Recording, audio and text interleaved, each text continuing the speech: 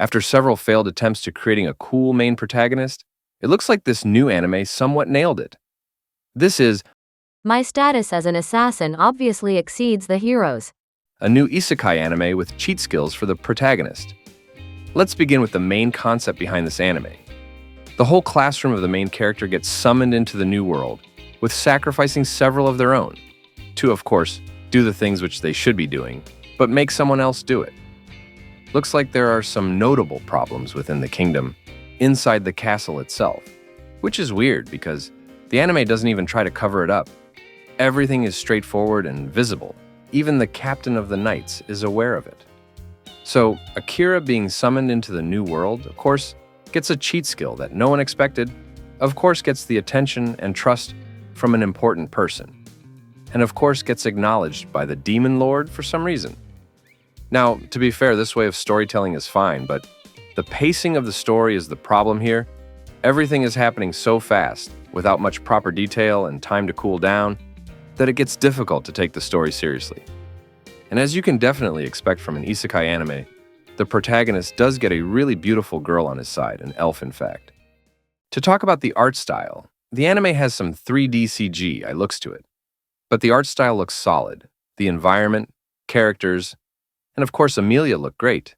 Everything looks high quality in a generation where, never mind. The character design somewhat resembles Sid from Eminence in the Shadow, and personally I think that's a pretty good thing because I absolutely loved Sid's character design.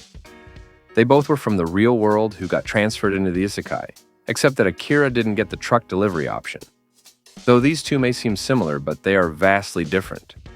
One obsessed with being the strongest, another obsessed with making it back home.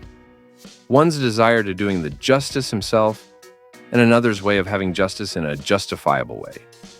Sure, both are overpowered and work in a mysterious way, but Sid is clearly on a different level. So Akira goes to the new world and keeps leveling up and makes connection along his journey, kind of like solo leveling. Wait, he has a little sister and a sick mom, dad is missing, and Akira works part-time so that he can pay for their expenses. Maybe I've seen this somewhere before, but in this anime it is written pretty well and definitely sets it apart. One thing I would definitely complain about this anime is that it lacks depth to the emotional background. Amelia's little sister wants to kill her because Amelia took everything away from her because she is special, and everyone adored her, so she's super jealous of her sister, so much so that she tries to kill her. At core, you expect the little sister to be a bad, arrogant, egoistic person, but in reality she's nice and a good person, so this twist kind of doesn't work really well. At least if the story was like, the sister gets possessed by some dark magic due to her own negative feeling that was building up inside her, then it would make a lot of sense. Now the villain part is still ongoing, and we haven't seen much in the anime. So far we've seen the messed up royal family, heard some about the demon lord, this kid who captured Amelia, and another guy who just spawned after one bad guy was defeated, just to show this guy's better and more difficult than the previous bad guy.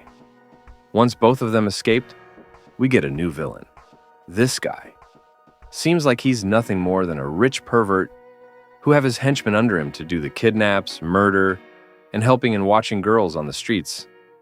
Now, his fate needs to be seen in the later episodes.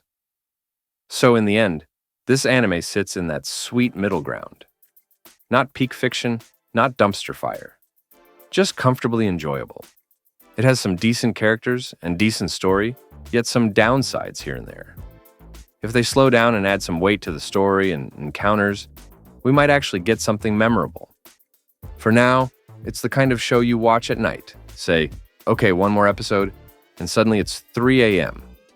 Thank you all for watching, and I'll see you next time.